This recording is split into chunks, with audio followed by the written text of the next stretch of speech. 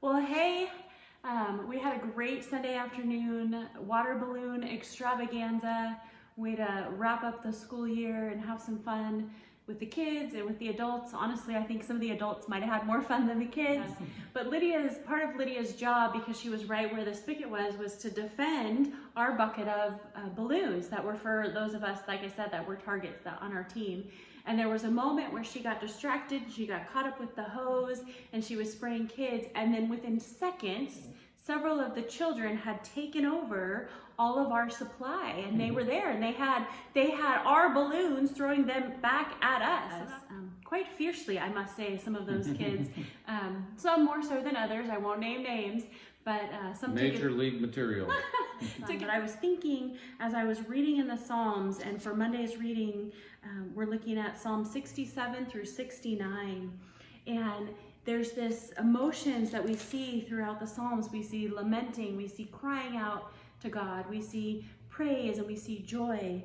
But this phrase that really grabbed me in Psalm 68, describing the character of God and who God is, that He is a father to the fatherless, a defender of the widows. God in His holy dwelling, God sets the lonely in families. And I wonder who it is that God is calling you, God is calling me to defend, to stand up. If God is to be the father to the fatherless, He's placing the lonely in the families, but He's a defender. Here the scriptures are talking about the widows, but He is a defender of those who can't defend themselves. And when I think about the silly fun that we had with the water balloons, it really was just a split second where we took our eye off of what it meant to defend the supply that was there for us. And yet God calls us to be imitators of His character, that if God is truly a defender of others, we are called to be defender of others as well. And in the next psalm, in Psalm 69, verse 3 says, I am worn out calling for help. My throat is parched. So maybe you're the one who's feeling that exhaustion from crying out for help. And so my encouragement to you, as hard as it might be, as awkward as it might be, that you would pick up your phone, that you would call someone, perhaps even someone in our St. John's family. We're here for you. We want to be the church, even as we're scattered, maybe especially as we're scattered.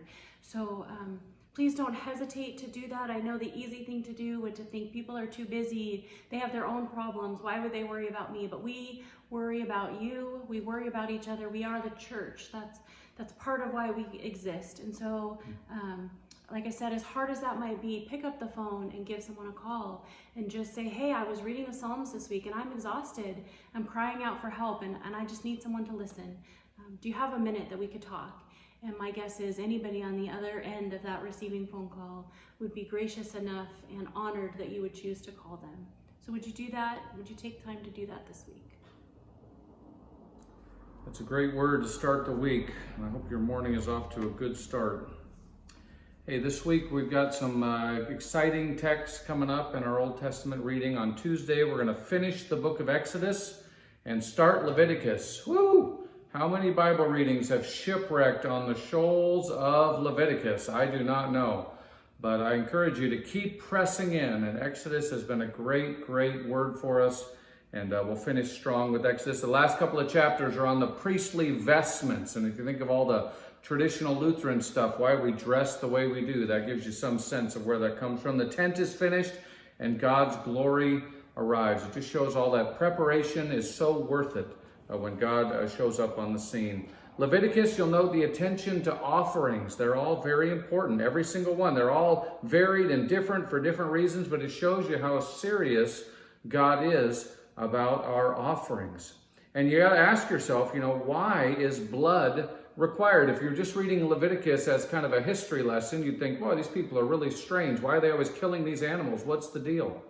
But if you look back through the lens of the cross and you say, Jesus had to die. How could you explain that?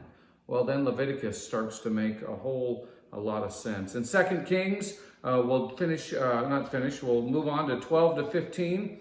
And we've gotten more offerings that are given. You'll see the care that they're taking with those financial offerings and how they're used for a property maintenance fund. So if you ever want to see the property in St. John's maintained and taken care of, this is the chapters for you. You'll see some more bad leaders, and finally the death of Elisha. And of course, someone's brought back from the dead just from being in contact with him. So that's kind of an amazing story there. Jeremiah, it's a tough slog. It continues to be difficult, but there are some signs of restoration coming in the future.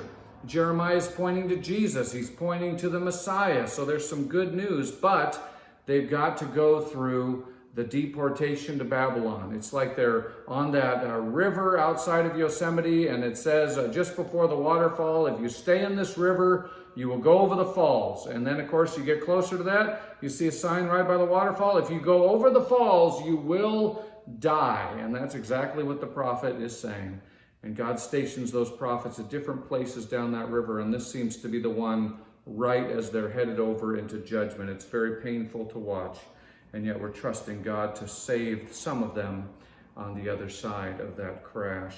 And then we'll get more into Job. Have you been enjoying these back and forths with his friend? Good old Zophar gives his friend Job some judgment and grief. He's going to keep complaining about him. Job will respond.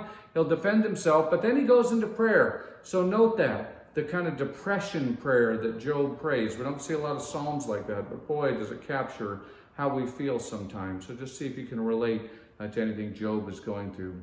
So friends, we're hoping you have a great week. We love you, and I hope you're digging into these scriptures, letting the Spirit speak to you.